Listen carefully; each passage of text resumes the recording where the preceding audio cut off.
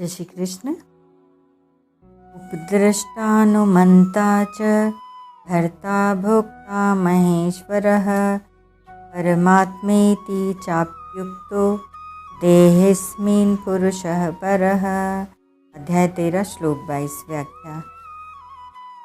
उपद्रष्टानुमन्ता च भर्ता भोक्ता महेश्वरः।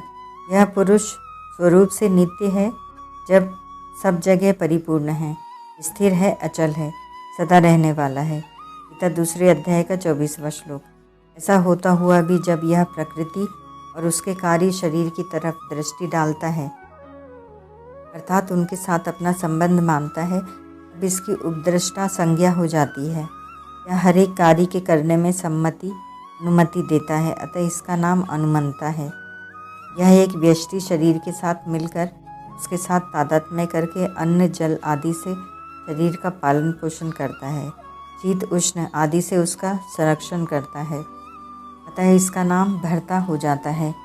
यह शरीर के साथ मिलकर अनुकूल परिस्थिति के आने से अपने को सुखी मानता है और प्रतिकूल परिस्थिति के आने से अपने को दुखी मानता है, अतः इसकी भोक्ता संज्ञा हो जाती है। यह अपने को शरीर, इंद्रियां, मन, बुद्धि तथा धन संपत्ति आदि का मालिक मानता है, अतः यह महेश्वर नाम से कहा जाता है। परमात्मेति चाप्युक्तो देहेऽस्मिन् पुरुषः परः। पुरुष सर्वोत्कृष्ट है, परम आत्मा है, इसीलिए शास्त्रों में इसको परमात्मा नाम से कहा गया है। यह देश में रहता हुआ भी देह के संबंध से स्वतः रहित है। आगे इसी अध्याय के 31वें श्लोक में इसके विषय में कहा गया है कि यह शरीर में रहता हुआ भी न करता है और न लिप्त होता है।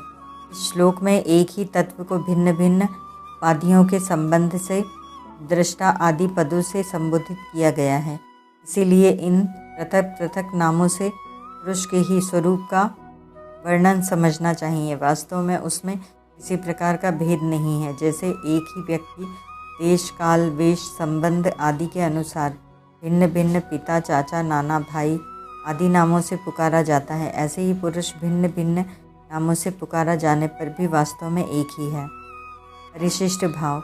वास्तव में पुरुष पर ही है, पर अन्य के संबंध से वह उपद्रष्टा, अनुमंता आदि बन जाता है। जैसे मनुष्य पुत्र के संबंध से पिता, पिता के संबंध से पुत्र, पत्नी के संबंध से पति, बहन के संबंध से भाई आदि बन जाता है। ये संबंध अपने कर्तव्य का पालन करने के लिए ही है, ममता करने के लिए नहीं। वास्तविक स्वरूप तो पर अर्थात सर्वथा संबंध रहित ही है।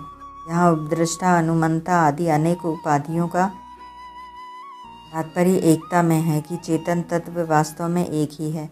ज्ञान के प्रकरण में प्रकृति और पुरुष दो का ही वर्णन हुआ है, अतः यहाँ आए उपद्रष्टा, अनुमंता, ईश्वर आदि सब शब्द पुरुष के वाचक समझने चाहिए। ओम तत्सत।